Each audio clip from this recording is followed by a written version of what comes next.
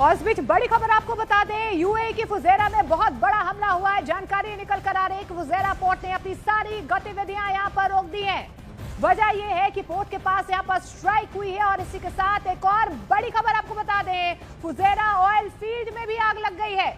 जानकारी के मुताबिक सुबह आग तब लगी जब इंटरसेप्ट किए गए ड्रोन का मलबा नीचे गिरा है। यह भी यहां पर बताया जा रहा है कि ईरानी मिसाइल ने यूएई की फुजेरा पोर्ट को हिट किया है। देखिए कि किस तरीके की स्ट्राइक यहां पर की गई है। धुआं धुआं आपको नजर आ रहा होगा। ये पूरी घटना इतनी तेजी से हुई है कि पोर्ट मैनेजमेंट ने तुरंत सभी ऑपरेशंस को यहां पर बंद कर दिया है। तो देखिए कितनी भयावह तस्वीर यहां पर नजर आ रही है। फुजेरा में भी बहुत बड़ी स्ट्राइक यहां पर की गई है।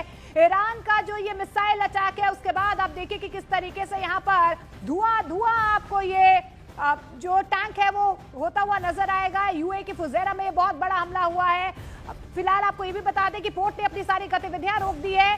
पोर्ट के पास ये स्ट्राइक हुई है, ये खबर निकल कर आ रही है। और इस बीच आपको बता दें ऑयल फील्ड में भी आग लग गई है और आग की लपटें आप देख पा रहे हैं कि किस तरीके से यहाँ पर भयावह तरीके से ऊपर उठती हुई नजर आ रही है। तो देखिए लगता है कि ईरान पर तूफानी हमला करने वाले अमेरिका और इजरायल युद्ध के दलदल में बुरी तरह से फंसते जा रहे हैं। दावों के मुताबिक ईरान के परमाणु ठिकानों पर हमला होने के बाद से रूस ने चेतावनी दे दी है कि अब रूस चुप नहीं बैठेगा। पुतिन ने तो यहां तक कह दिया है कि हम ईरान के लगातार संपर्क में हैं।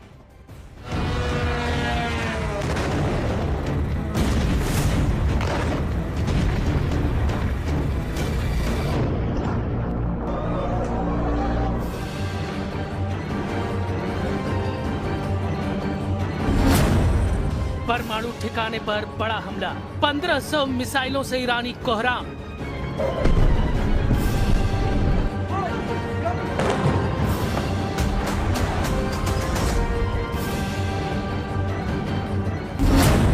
तीसरे दिन में ईरान युद्ध अब ऐसे दौर में पहुंच चुका है जहां ईरान अब मरने और मारने पर पूरी तरह से उतारू हो चुका है।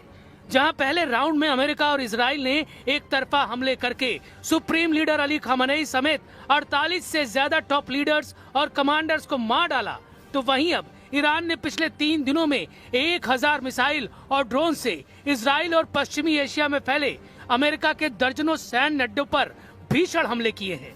हालात ये हो गए हैं कि राष्ट्रपति ट्रंप भी ये मानने को मजबूर हो गए हैं कि युद्ध 2 हफ्ते से ज्यादा चल सकता है। खबर तो यहाँ तक है कि बौखलाए अमेरिका और इजराइल ने ईरान के परमाणु ठिकाने नतांज पर भीषण हमला किया है, जिससे रेडिएशन का खतरा पैदा हो गया।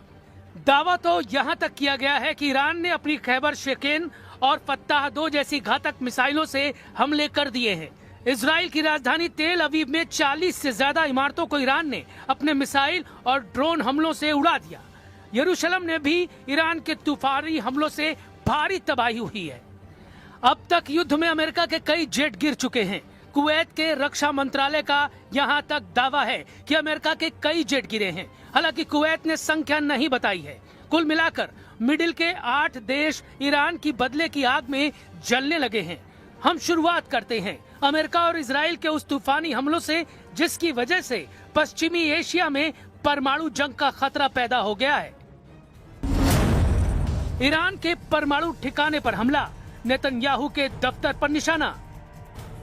28 फरवरी 2026 को शुरू हुए ऑपरेशन एपिक फ्यूरी और ऑपरेशन रोरिंग लॉयन में ईरान ने तांडव मचा रखा है। रॉयटर्स के हवाले से खबर आ रही है कि अभी तक ईरान में 255 से ज्यादा लोग मारे जा चुके हैं। तेहरान के पश्चिमी इलाके में सबसे ज्यादा अमेरिका और इजराइल ने हमले किए हैं। खबर तो यहाँ तक है कि इजराइल और अमेरिका ने ईरान के नतांज परमाणु ठिकाने पर भीषण हवाई हमला किया है। रेडिएशन की चेतावनी देते हुए ईरान ने दावा किया है कि इजराइल के हमले से पूरे इलाके में परमाणु रेडिएशन किसी भी वक्त शुरू हो सकता है। पिछले 72 घंटे में दोनों तरफ से हजारों मिसाइल, बम और ड्रोन एक दूसरे पर दागे जा चुके हैं। जरा ये आंकड़े देखिए।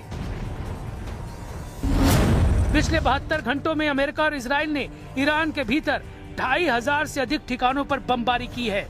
पहले 24 घंटों की रिपोर्टों के अनुसार केवल पहले दिन अमेरिका ने 900 और इजराइल ने लगभग 1200 हवाई हमले किए हैं।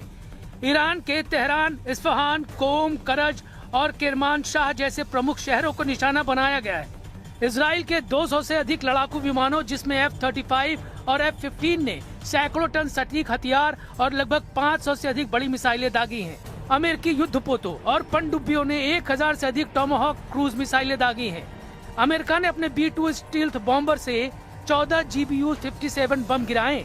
ये दुनिया के सबसे बड़े बम हैं जो जमीन के नीचे गहराई में बनी परमाणु सुविधाओं जैसे फोर्डो और नतांज को तबाह करने के लिए उपयोग किए गए हैं। दावा तो यहाँ तक किया गया है कि ईरान के परमाणु ठिकाने नतांज पर अमेरिका के हमलों से भारी नुकसान हुआ है। Trump has all the latitude in the world to talk about how long it may or may not take. 4 weeks, 2 weeks, 6 weeks.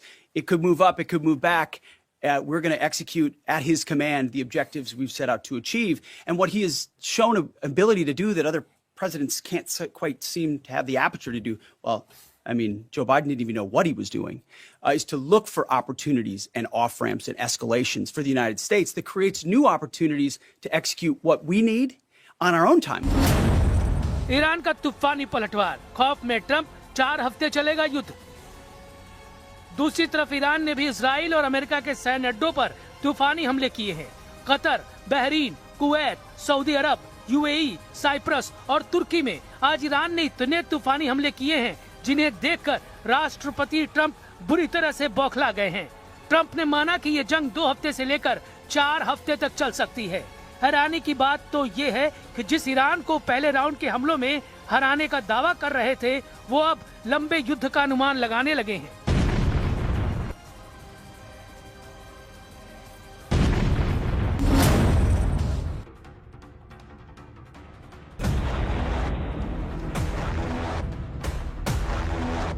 Kuwait में 3 F-15E strike eagle jet America के गिर चुके हैं। दावा किया जा रहा है, ईरान का दावा है कि उसने अमेरिका के जेट मार गिराए हैं, लेकिन कुवैत के रक्षा मंत्रालय और अमेरिकी सेंट्रल कमांड ने आधिकारिक तौर पर स्वीकार किया है कि 3 अमेरिकी F-15E फ्रेंडली फायर में तबाह हुए हैं। हालांकि पायलट सुरक्षित बताए जा रहे हैं। अगर हम हवाई हमलों के हिसाब से ईरानी हमला करने की क्षमता को देखें तो वाकई ईरान ने कोहराम मचा दिया है। ईरान ने इस वक्त 700 किलोमीटर दूर इराक में अमेरिकी अड्डों पर हमले तेज कर दिए हैं। 750 किलोमीटर दूर कुवैत पर ईरान ने ताबड़तोड़ ड्रोन और मिसाइल हमले किए हैं। 1050 किलोमीटर दूर बहरीन के मनामा में ईरान ने अमेरिका के नौसैनिक अड्डे पर हमला किया है। 1150 किलोमीटर दूर कतर पर सबसे भीषण हमला ईरान ने किया है। यहाँ पश्चिमी एशिया में अमेरिका का सबसे बड़ा सैन्य अड्डे को ईरान ने तबाह कर दिया है। 1280 किलोमीटर दूर UAE में भी ईरान के हमलों से भारी तबाही हुई है। 1300 किलोमीटर दूर सऊदी अरब की आरामको तेल कंपनी पर ईरान ने तूफानी हमला किया है। इससे सबसे बड़ी रास तनूरा रिफाइनरी को भीषण नुकसान हुआ है। 1460 किलोमीटर दूर जॉर्डन में भी ईरान के हमले से भारी नुकसान हुआ है। 1500 किलोमीटर दूर ओमान में ईरान ने अमेरिकी ठिकाने पर ड्रोन से हमला किया है। अगर बात करें इजराइल की तो ईरान ने 1550 किलोमीटर दूर इजराइल के कम से कम 6 शहरों पर तूफानी हमले किए हैं। अकेले राजधानी तेल अवीव की 40 इमारतों को ईरान ने ध्वस्त कर दिया है, जबकि 1750 किलोमीटर दूर साइप्रस में फ्रांस के अड्डे पर भी ईरान ने मिसाइलों से हमले किए हैं। कुल मिलाकर ईरान ने साबित कर दिया है कि भले ही अमेरिका और इजराइल ने उसका ऐतिहासिक नुकसान किया है, लेकिन ईरान आखिरी दम तक मुकाबला करेगा।